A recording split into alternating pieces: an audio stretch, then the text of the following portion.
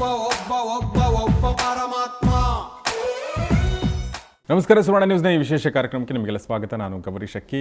ತುಂಬ ದಿನಗಳಿಂದ ನಾವು ಕಾಯ್ತಾ ಇದ್ದೀವಿ ಒಂದು ಮೂವಿಗೋಸ್ಕರ. ಆ ಮೂವಿಗೋಸ್ಕರ ಯಾಕೆ ಕಾಯಬೇಕು ಅಂತ ಅನಿಸುತ್ತೆ ಅಂತಂದರೆ ಅದರಲ್ಲಿರುವ ಎರಡು ಹೆಸರುಗಳಿಗೋಸ್ಕರ. ಒಂದು ಪ್ರಮುಖವಾದ ಹೆಸರು ಯೋಗರಾಜ್ ಭಟ್, ಇನ್ನೊಂದು ಪುನೀತ್ ರಾಜ್ಕುಮಾರ್. ಸೊ ಈ ಕಾಂಬಿನೇಷನ್ನ ಚಿತ್ರ ಮೊದಲ ಬಾರಿಗೆ ಬರ್ತಾ ಇದೆ. ಸೊ ಬಹಳಷ್ಟು ನಿರೀಕ್ಷೆ ಹುಟ್ಟಿಸಿರುವ ಚಿತ್ರ ಈ ತಿಂಗಳ ಕೊನೆ ಭಾಗದಲ್ಲಿ ರಿಲೀಸ್ ಆಗ್ತಾ ಇದೆ. ಅದುವೇ ಪರಮಾತ್ಮನ ಚಿತ್ರದ ಕುರಿತ ವಿಶೇಷ ಕಾರ್ಯಕ್ರಮ ಪರಮಾತ್ಮನ ಸನ್ನಿಧಿ.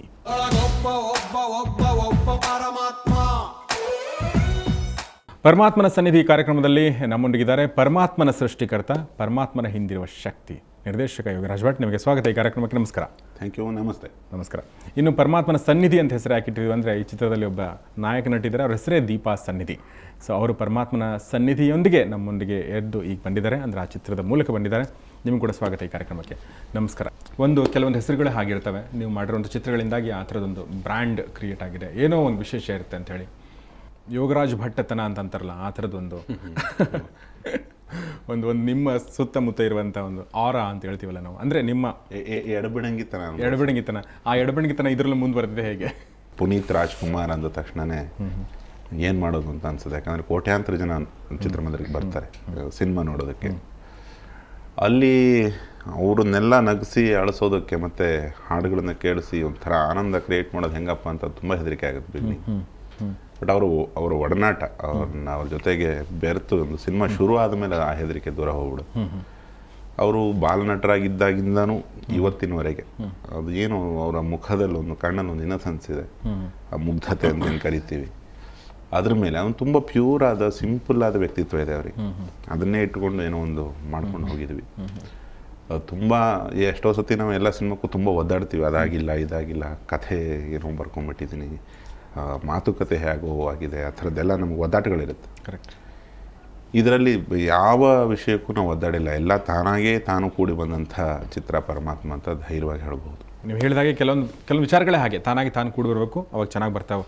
ಸೊ ದೀಪಾ, ಈ ಚಿತ್ರದಲ್ಲಿ ಮೊದಲನೇ ಬಾರಿಗೆ ಅಂದರೆ ನೀವು ನಾಯಕ ನಟಿಯಾಗಿ, ನೀವು ಫಸ್ಟ್ ಫಿಲ್ಮ್ ಅಲ್ವಾ ಇದು? ಬಿಫೋರ್ ಸಾರಥಿ ನೀವು ಇದು ಮಾಡಿದ್ದ? ಇಲ್ಲ, ಸಾರಥಿ ಎಸ್.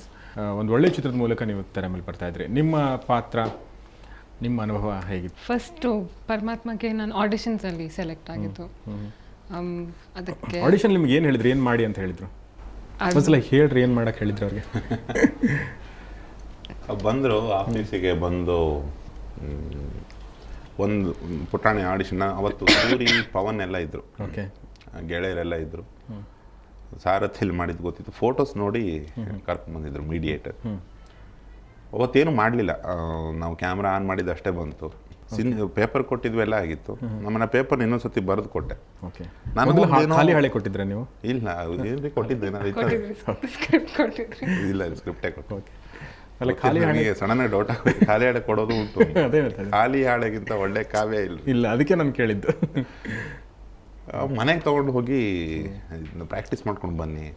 ನನಗೆ ಹಾಗೆ ಯಾರನ್ನೂ ಅಂಡರ್ ಎಸ್ಟಿಮೇಟ್ ಮಾಡೋದು ಅಥವಾ ಓವರ್ ಎಸ್ಟಿಮೇಟ್ ಮಾಡೋದು ಇಷ್ಟ ಆಗಲ್ಲ. ಏನೋ ಇದೆ ಅಂತ ನನಗೆ, ಕನ್ನಡದ ಹುಡುಗಿ ಬೇರೆ, ಅದೊಂದು ಖುಷಿ. ಮಾನ್ಯ ದಿವಸ ಬಂದರು, ನಾವು ಪಕ್ಕದ ರೂಮಲ್ಲಿ ಇದ್ವಿ. ಪವನ್ ಕುಮಾರ್ ಶೂಟ್ ಮಾಡಿದ್ದು ಅದು. ಒಂದು ಸೇಬು ಹಣ್ಣು ಇದೆ ಅಂತ ಅಂದ್ಕೊಂಡು ಒಂದು ನಾಯಿ ಬರುತ್ತೆ ಅನ್ನೋ ಥರದ್ದೆಲ್ಲ ಪರ್ಫಾರ್ಮೆನ್ಸ್ ಮಾಡಬೇಕಿತ್ತು. ಹೇಳಿ, ನಿಮ್ಮ ಅನುಭವ ಹೇಗಿತ್ತು ಇವರ ಯೋಗರಾಜ್ ಭಟ್ರ ಜೊತೆಗೆ? ಮೊದಲು ಪರಮಾತ್ಮ ಸ್ಟಾರ್ಟ್ ಆದಾಗ ಚಿಕ್ಕ ಸೀನ್ಸಿಗೂ ನನಗೆ ಭಯ ಆಗ್ತಿತ್ತು, ನರ್ವಸ್ ಆಗ್ತಾಯಿತ್ತು. ಬಿಕಾಸ್ ಸುಮ್ಮನೆ ಕೂರೋದಾದ್ರೂ ಕ್ಯಾಮ್ರಾ ಆನ್ ಆದ ತಕ್ಷಣ ನಂಗೆ ಭಯ ಆಗ್ತಿತ್ತು. ಸೊ ಯೋಗರಾಜ್ ಸರ್ ಹೇಳ್ತಾ ಇದ್ರು, ಕಾಣ್ತಾ ಇದೆ ಮುಖದಲ್ಲಿ ಭಯ, ಸುಮ್ಮನೆ ಕೂರ್ಬೇಕು, ನೀವು ಏನೂ ಮಾಡೋಕ್ಕಿಲ್ಲ, ಏನಕ್ಕಷ್ಟು ಭಯ ಪಡ್ಕೊತಿದ್ದೀರ ಸರ್. ಇಂಥ ಸಿಚುವೇಶನ್ ಹೆಂಗೆ ಹ್ಯಾಂಡಲ್ ಮಾಡ್ತೀರಿ ನೀವು? ಈ ಎಡಿಟ್ ಅಂತ ಏನು ಕರಿತೀವಲ್ಲ, ಈ ಶಾರ್ಟ್ ಆದಮೇಲೆ ಹೀಗೆ ಮಾಡಬೇಕು, ನನ್ನ ಕೈ ಹೀಗಿತ್ತು, ನಾನು ನಗ್ತಾ ಇದ್ದೆ, ಅಳ್ತಾ ಇದ್ದೆ, ಅದೆಲ್ಲ ಒಂದು ಆರ್ಡ್ರಲ್ಲಿ ತೆಗೆಯಲ್ಲ ನಾವು. ಯಾವುದೋ ದೃಶ್ಯ ಯಾವುದ್ಯಾವ್ದನ್ನ ಎಲ್ಲೆಲ್ಲೋ ತೆಗಿತೀವಿ. ಕರೆಕ್ಟು.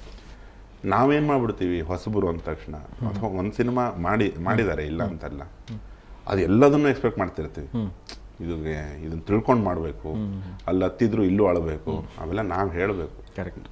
ತುಂಬ ಅನುಭವ ಬರದೆ ಎಂಥ ನಟರಿಗಾಯಿತು, ನೀವು ಕಮಲ್ ಹಾಸನ್ ಇರ್ಬೋದು, ರಾಬರ್ಟ್ ಡಿ ನಿರೋ ಇರ್ಬೋದು, ಮರ್ಲನ್ ಬ್ರಾಂಡೋ ಇರ್ಬೋದು, ಅವರಿಗೂ ಈ ಒಂದು ಪೇಸ್ ದಾಟ್ಕೊಂಡೇ ಬಂದಿರ್ತಾರೆ. ಕರೆಕ್ಟ್. ಅಲ್ಲಿ ನಾವೇನೋ ಸ್ವಲ್ಪ ಮುಂದೆ ಹೋಗ್ಬಿಟ್ಟಿದ್ದೀವಿ ಅಂತ ದರ್ಪ ತೋರಿಸ್ಕೊಂಡು ನಮ್ಮ ಜ್ಞಾನನ ಅವ್ರ ಮೇಲೆ ಹಾಕಕ್ಕೆ ಹೋದರೆ ಆಗೋ ಕೆಲಸನೂ ಆಗಲ್ಲ, ನಮಗೆ ತೊಂದರೆ. ಸೊ ನಮಗೂ ಏನೂ ಗೊತ್ತಿಲ್ಲ ಅನ್ನೋ ಥರನೇ ನಾವು ಇರಬೇಕಾಗಿದೆ. ಯಾಕಂದರೆ ಆ್ಯಕ್ಚುಲಿ ಏನೂ ಗೊತ್ತಿರಲ್ಲ, ಇವ್ರು ಮಾಡ್ತಾನೆ ನಾವು ಸ್ಕ್ರಿಪ್ಟ್ ಬರೆಯೋದು. ಸೊ ಇದೊಂದು ಸ್ವಲ್ಪ ಅವ್ರು ಪರ್ಫಾರ್ಮ್ ಮಾಡ್ತಾರೆ, ನಾವು ಬರೀತಾರೆ ಅನ್ನೋದು ಡೈರೆಕ್ಟ್ರು ಮತ್ತು ಆರ್ಟಿಸ್ಟ್ಗಳ ಮಧ್ಯೆ ಕೋಆರ್ಡಿನೇಷನ್ ಏರ್ಪಡಬೇಕಲ್ಲ. ಅದು ಬಿಗಿನರ್ಸಲ್ಲಿ ತುಂಬ ಟೆಂಡರ್ ಆಗಿರುತ್ತೆ. ಅವರಿಗೆ ಅದೇನು ಅದು ತುಂಬ ಹೆದರ್ಕೊಂಡು ಮಾಡ್ತಿರ್ತಾರಲ್ಲ, ಒಂದು ಸ್ವಲ್ಪ ನಾವು ಬೇರೆ ಥರ ಹೇಳ್ಕೊಟ್ಬಿಟ್ಟಾಗ, ಅವ್ರಿಗೆ ಏನು ಬೇಕು ಅನ್ನೋದು ಬಿಟ್ಟು ಬೇರೆ ಥರ ಹೇಳ್ಕೊಟ್ಬಿಟ್ಟಾಗ ತುಂಬ ಟೆಂಡರಾಗಿ ಕಾಣುತ್ತೆ. ಓಕೆ, ಆ ವಿಷಯದಲ್ಲಿ ಅದ್ಭುತ ಪರ್ಫಾರ್ಮೆನ್ಸ್ ದೀಪ ಅವ್ರದ್ದು. ನೀವು ನೋಡಿ ಅದನ್ನ ತೆರೆ ಮೇಲೆ.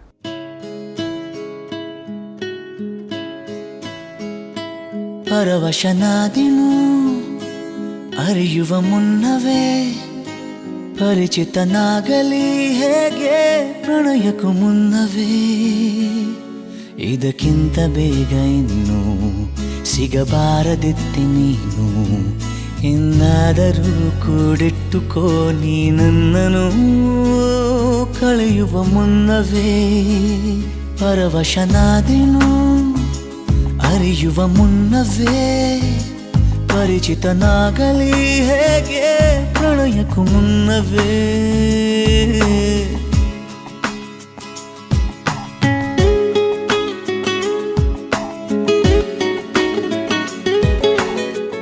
Any comments? ಅದೇ ಹೇಳ್ತಿದ್ನಲ್ಲ, ನರ್ವಸ್ ಆಗ್ತಿದ್ದೆ ಅಂತ. ಸೊ ಸ್ಟಾರ್ಟಿಂಗಿಂದನೂ ತುಂಬ ಎನ್ಕರೇಜ್ ಮಾಡ್ತಾಯಿದ್ರು. ಅಂದರೆ ಮುಂಚೆನೇ ಇಷ್ಟಿಷ್ಟು ಪ್ರಿಪೇರ್ ಆಗಬೇಕು ಅಂತ ಇನ್ಫಾರ್ಮ್ ಮಾಡ್ತಾಯಿದ್ರು. ಪ್ರಿಪೇರ್ ಅಂದರೆ ಸ್ಕ್ರಿಪ್ಟ್ ಅಂತ ಅಲ್ಲ, ಒಂದು ರಫ್ ಆಗಿ ಹೇಳ್ತಾಯಿದ್ರು ಈ ಸೀಕ್ವೆನ್ಸ್ ನಡೆಯುತ್ತೆ ಅಂತ. ಆ್ಯಂಡ್ ಯಾವಾಗ ಆನ್ ದ ಸ್ಪಾಟ್ ಏನೇ ಹೆಲ್ಪ್ ಬೇಕಾದರೂ, ಈಗ ಬಿಫೋರ್ ಸ್ಕ್ರಿಪ್ಟ್ ಕೊಟ್ಟಾಗ ಓದ್ತಿದ್ದೆ, ಏನೇ ಡೌಟ್ಸ್ ಇದ್ರೂ ಹೋಗ್ಬಿಟ್ಟು ಸರ್ ಯಾವ ಥರ ಮಾಡಲಿ, ಅಂದರೆ ಈ ಒಂದು ಸನ್ನಿವೇಶಕ್ಕೆ ಯಾವ ಥರ ಬೇಕಾಗುತ್ತೆ, ಈ ಥರನಾಗಲ್ಲ ಆ ಥರನಾಗಲ್ಲ, ಅಥವಾ ಯಾವ ಇಂಟೆನ್ಸಿಟಿಲಿ ಅಳ್ಳಿ. ಸೊ ಪ್ರತಿಯೊಂದು ಕೆದ್ಕಿ ಕೇಳ್ತಾ ಇದ್ದೆ. ಸೊ ತುಂಬ ಬೇಸಿಕ್ ಸ್ಕ್ರ್ಯಾಚ್ ಕ್ವೆಶನ್ಸ್ ಕೇಳ್ತಾರೆ ಬಿಗಿನರ್ಸ್. ಅದು ಭಾಳ ಇಂಟ್ರೆಸ್ಟಿಂಗಾಗಿ ಕೇಳುತ್ತದು ಅಲ್ವಾ? ಈಗ ಹೇಗೆ ಮಾಡಲಿ ಅಂದರೆ ನಮ್ಗೆ ಆ ಪ್ರಶ್ನೆನೇ ಎಕ್ಸ್ಪೆಕ್ಟ್ ಮಾಡಿರಲ್ಲ. ಯಾಕೆ ಒಂದು ಮಾಡ್ರಿ ಅಂತ ನಾವೇ. ಈಗ ಸ್ವಲ್ಪ ಎಕ್ಸ್ಪೀರಿಯನ್ಸ್ ಇರೋರಿಗೆ ಅದನ್ನ ಹೇಳಲೇಬೇಕಾಗಿಲ್ಲ. ಆ ಮಾತುಕತೆ ಹಿಂದ್ಗಡೆ ಸೀನ್ ಏನಾಗಿದೆ ಅಂತ ಅಸಿಸ್ಟೆಂಟ್ ಡೈರೆಕ್ಟರ್ಸ್ನ ಕೇಳಿ ಅವರೇ ರೆಡಿ ಆಗ್ಬಿಡ್ತಾರೆ. ಬಟ್ಟೆ ಚೆನ್ನಾಗಿಲ್ಲ ಅಂದ್ರೆ ಅಲ್ಲಿ ಯಾರಿಗೂ ಬೈದು, ಇಲ್ಲ ಕ್ಯಾರವನಲ್ಲಿ ಹೋಗಿ ಕೂತ್ಕೊಂಡು ಬಾಗಿಲು ಹಾಕೊಂಡ್ಬಿಟ್ಟು ಹೀರೋಯಿನ್ ಕೋಪ ಬಂದಿದೆಯಂತೆ ಅಂತ ಮ್ಯಾನೇಜರ್ಗೆ ನಾವು ಫೋನ್ ಕೋಪಗ್ರಹದಲ್ಲಿ ರಾಣಿ ಹಾಗೆ ಹಿಂದಿನ ಕಾಲದಲ್ಲಿ ಇರ್ತಿದ್ರು. ಆ ಥರ ಇನ್ನು ಮುಂದಿನ ವರ್ಷ ಅದೆಲ್ಲ ಮಾಡ್ತಾರೆ, ಇಲ್ಲ ಅಂದ್ರೆ. ಈ ಬಿಗಿನಿಂಗ್ ಅಲ್ಲಿ ಅದೊಂದು ಇದು ಇರುತ್ತಲ್ಲ, ಏನು ಗೊತ್ತಿದೆ ಹೇಗೆ ಮಾಡಲಿ ಅಂದ ತಕ್ಷಣ ನಾವು ಸ್ವಲ್ಪ ಯೋಚನೆ ಮಾಡ್ಬೇಕು. ಕರೆಕ್ಟಾಗಿ ಕೇಳ್ತಿದ್ದಲ್ಲ ಅದು ತುಂಬ ಪಾಲಿಶ್ ಮಾಡೋದು. ಅವಳಿಗೆ ಹೇಳ್ಕೊಡ್ತಾ ಸುಮಾರು ಆ್ಯಡ್ ಆಗುತ್ತೆ. ಈಗ ಫಾರ್ ಎಕ್ಸಾಂಪಲ್ ಅವರು ನಟಿಸ್ತಿದ್ದಾಗ ನಾನು ಅಂದ್ಕೊಂಡಿದ್ದು 2 ಹುಡುಗಿರು ಪ್ರಮುಖ ಪಾತ್ರದಲ್ಲಿರೋದು. ಒಂದು ಇವರು, ಇನ್ನೊಂದು ಐಂದ್ರಿತಾ. ಇಂದ್ರಿತಾ ಒಂದು 10-12 ಸಿನಿಮಾ ನಟಿಸಿದಾಳೆ ಆಲ್ರೆಡಿ. ಹೌದು. ಈಕೆಗೆ 2ನೇ ಸಿನಿಮಾ. ಒಂದು ಹುಡುಗಿ, ಇನ್ನೊಂದು ಹೆಣ್ಣು, ಆ ಥರ ಅಂದ್ಕೊಂಡಿರೋದು. ಓಕೆ, ಪಾತ್ರ ಸೃಷ್ಟಿನೇ ಆ ಥರದ್ದು. ಹೆಣ್ಣು ಹುಡುಗಿ. ಹಾಂ, ಹುಡುಗಿ ಐಂದ್ರಿತಾ.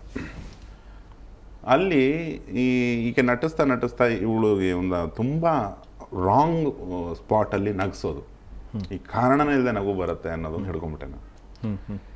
ಇಲ್ಲಾಂದ್ರೆ ಅದು ಮೊನಾಟನಸ್ ಆಗ್ತಾ ಹೋಗುತ್ತೆ. ಈಗ ಇನ್ನು ಲರ್ನಿಂಗ್ ಪ್ರೊಸೆಸ್ಸಲ್ಲಿ ಇದ್ದಾಳೆ ಅನ್ನೋದೆಲ್ಲ ಮುಚ್ಚಾಕ್ಬೇಕಲ್ಲ ನಾವು. ತುಂಬ ಕ್ಯಾಂಡಿಡ್ ಆಗಿ ಅಲ್ಲೇನೇ ಆ ಪಾತ್ರಕ್ಕೆ ಹಾಗೆ ಅನಿಸಿದೆ ಅನ್ನೋ ಥರ. ಯಾಕಂದ್ರೆ ಆಡಿಷನ್ ಅದೇ ಥರ ಕೊಟ್ಟಿದ್ರು. ಅಲ್ಲಿ ಒಂದು ಗೊತ್ತಾಗ್ತಾ ಹೋಯ್ತು, ಅದು ಇವತ್ತು ಹೇಳಿದ್ ನಾಳೆ ಅರ್ಥ ಆಗೋದು ಹೇಳಿ. ಆ 24 ಗಂಟೆ ವ್ಯತ್ಯಾಸನ ನಾವು 1 ಅವರಿಗೆ ತಂದ್ವಿ ಕಡೆ. ಇವಾಗ ಹೇಳಿದ್ರೆ 1 ಅವರಿಗೆ ಅರ್ಥ ಆಗುತ್ತೆ. ಅದೊಂದು ಸತಿ ಸಿಕ್ಕ ತಕ್ಷಣ ನಾವು ರೆಡಿ ಆಗ್ಬಿಟ್ವಿ.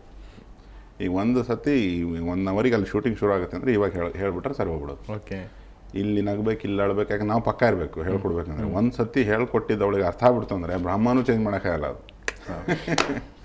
ಸೊ ಅದು ಓವರ್ ಆಲ್ ಆಗಿ ಆ ಲರ್ನಿಂಗ್ ಪ್ರೊಸೆಸ್ ಅವಳೇ ಅಳವಡಿಸ್ಕೊಂಡು ಅವಳ ತಲೆಗೆ ಏನು ಬರುತ್ತೋ ಅದನ್ನು ಮಾಡ್ತಾಳಲ್ಲ, ಅದನ್ನು ನೋಡೋದೇ ಅನ್ಬಿಲಿಯಬಲ್. ಬ್ಯೂಟಿಫುಲ್. ನೀವು ಹೇಳಿದ್ದೆಲ್ಲ ಮಾಡ್ತಿರ್ತಾರೆ, but in Har own way she does it. Unbelievable. ಅದು ನೋಡಿ ಆನಂದಿಸಿ. ಎಸ್. ಸೊ ಈ ಬಗ್ಗೆ ನಾವು ಮಾತಾಡೋಣ ಚಿಕ್ಕದೊಂದು ಬ್ರೇಕ್ ನಂತರ. ಒಬ್ಬ ಪರಮಾತ್ಮ